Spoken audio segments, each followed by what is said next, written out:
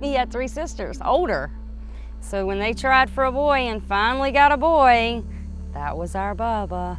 His mom actually used to tell us, and my mom used to tell us all the time when we was kids, somebody had to go home because we'd eventually get mad at each other, and it never came. We was just close as you could probably get with your uncle. I mean, he was like my best friend.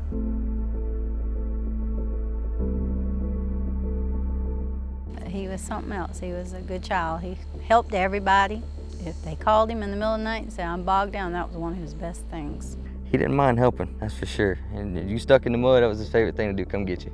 He didn't care what time it was, who you were. If he seen you on the side of the road, he would stop. That's just how he was. He didn't think twice. He'd go above and beyond to Oh, yeah. help anybody for anything. Everybody loved Bubba. Always had a good head on his shoulders, always helped people.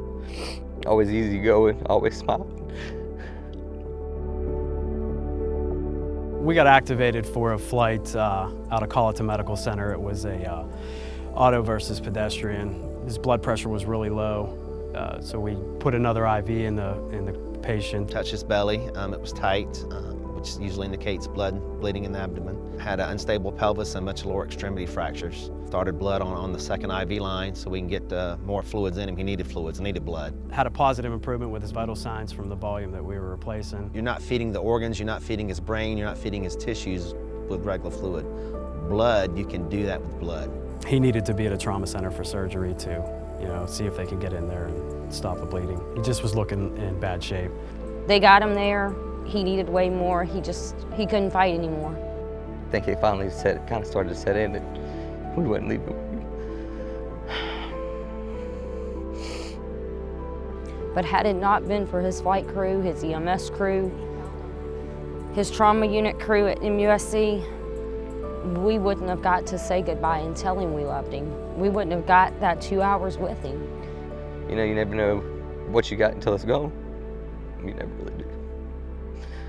I lost the other half of me, and I say that. I lost my best friend that night.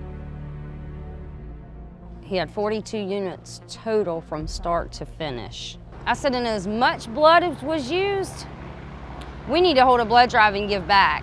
When I was at the PR, when I met Bubba's sister, she approached me and she's just started asking, where do you put your patients? And is this the helicopter that was here a year ago? Once I told her that we start carrying blood, that's when she finally identified herself. And it went from there. They started telling us about their blood drive, and I felt like we really need to get on board with that. They're trying to start blood drives in his honor and name, and that's very commendable. They're trying to make something good out of a tragic situation. So our blood drive slogan is "Do it for Bubba," and I did it for Bubba. We've gotten a lot of new people involved, some that are scared of needles, but they did it for Bubba because he would have done it for them. What if your child or your mom or somebody gets sick and they go to the hospital and they have to have blood? It's going to be there, but if we don't do this, it won't be there. And when we pumped that blood drive and we put flyers out, we made calls, we collected donations, and we had 103 pints total. She told me that they wanted to get 100 units to give back to the Red Cross for helping Bubba. So I thought if we can get on board, maybe we can help them far exceed that 100 units. Even though he's not here, he still is helping just like he did when you'd call him to pull him out of the mud, because of the blood that we raise every year in his memory and in his honor. I think the family has set a good example that positives can come out of tragedies. It hurts, but you just want to follow in his footsteps and help people like he did. When we heard, my brother was going to be airlifted and he was on the way to Charleston, you then know the severity of an accident. So of course you go into panic mode, but I'm going to tell you, the guys that was with my brother, I couldn't ask for a better team, or them to have taken any more care of my brother than they did. I knew that everyone did everything that they could do for him. And I just want them to know I really appreciate everything they done and they tried to do, 100%. Those guys do something that I couldn't do. So I'm gonna tell you, the Air Methods crew, they were awesome, and I couldn't ask for anybody better.